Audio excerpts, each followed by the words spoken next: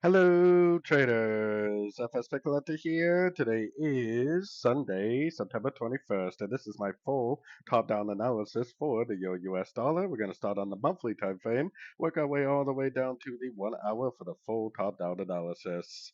To me, it doesn't really matter what time frame you're trading. You could be trading the 1 minute time frame, and I still believe that the full top-down analysis is very, very important for main direction.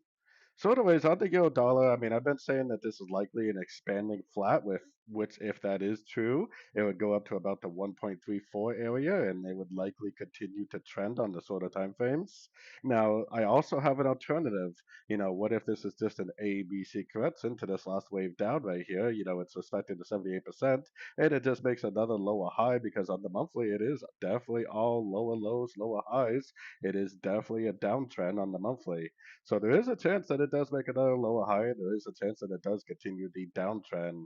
So keeping that in mind, heading down to the weekly time frame. Now on the weekly time frame, this is where you would say to yourself, okay, we have 5 ways up for either A or 1. We have a big sideways correction for either B or 2. We are now either in a wave 3. If it is a wave 3, then it will definitely continue to make higher highs, higher lows on this time frame. You'll see higher low, higher low, higher low, higher low, higher low, higher low, because a wave 3 is supposed to be a pretty impulsive wave and it should maintain that higher high, higher low series. If it's not a wave 3, but it is actually a wave C, then it's going to break that high, high, low series, as in it's either going to go down and give us a significant break of structure, or it's going to give us a significant lower high, telling us that this is not a wave 3, but instead it's a wave C. If it's a wave C, then it will start a brand new series of lower lows, lower highs, and it will continue the higher monthly time frame downtrend.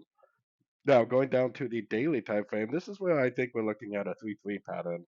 I think we have 1, 2, 3 waves down, so there's 3 waves of A potentially. This is likely 1, 2, 3 waves up. This is likely 3 waves of B. Now, there's a chance this is a wave 1 and a wave 2, and this is potentially going to start a brand new downtrend like this. But because of the levels that we are turning at, because it's a 3-3-3 pattern and the levels that we're turning at, I think it's either going to be an expanding flat or a running flat. Going down to the 4 hour time frame is where I can explain that a little better if I zoom out a little bit. So on the 4 hour time frame, you got your 5-3-5 pattern for the first three. You got your 5-3-5 pattern for the second three. Now, if this really is a running flat, that means that it would make a higher low compared to this low over here. The target for a running flat would be the 90% or the 100% Fibonacci extension of this first wave projected off the top of this second wave. It would likely make lower lows, lower highs to this area, break structure to the upside, and then continue the higher time frame uptrend. Now, if it's not a running flat, then that means it's an expanding flat, possibly. The target for an expanding flat is almost always the 161 and the 178. So if that is the case, then it should continue to make lower lows, lower highs down to these areas, and then give us a break of structure to the upside, telling us that that is the end of a wave C and the continuation of the uptrend. Now, what if this is not a flat at all? If it's not a flat at all, then it will go down, make lower lows, lower highs. It will give us this weekly time frame break of structure right here.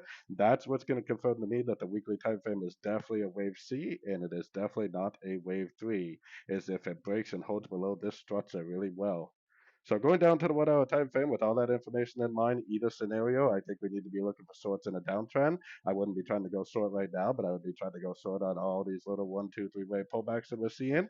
If the higher time frame really is in a downtrend, then we should continue to look for shorts at the end of every pullback we see, hopefully for either a running or an expanding flat on the 4 hour to daily time frame.